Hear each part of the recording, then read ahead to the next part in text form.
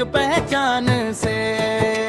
Stage हिल जाला जब आवे पावन नाम, के आवाज पर पागल पूरा हिंदुस्तान। रॉयल लुक देसी स्वैग बोले जब जुबान, एक झलक खातिर फैन कर लाखों इंतजार।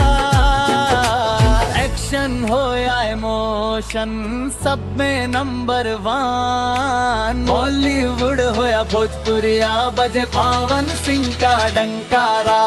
हम तो पावन फैन बानी दिल से जान से, पावर सारा राज करे हर एक पहचान से। हम तो पावन फैन बानी दिल से जान से, पावर सारा राज करे हर एक पहचान से।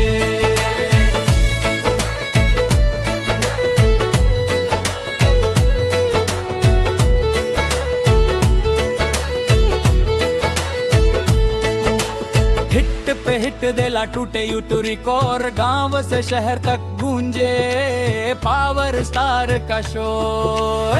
एटीट्यूड में सिंप्लिसिटी, दिल में सच्चाई, इसीलिए हर दिल बोले पवन भाई जिंदाबाद भाई। ना कोई मुकाबला ना कोई टक्कर, पावर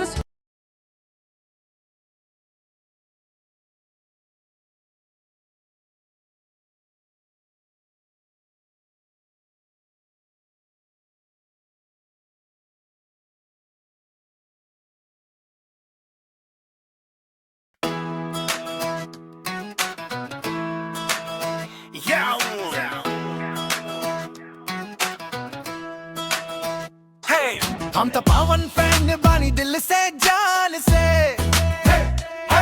पावर स्टार राज करे हर एक पहचान से।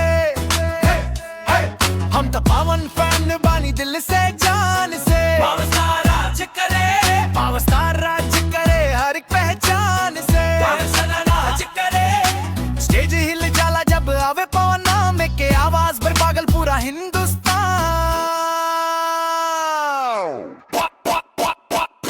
रॉयल लुक देसी स्वैग बोले जब जुबान, एक झलक खातिर फैन करे लाखों इंतजार।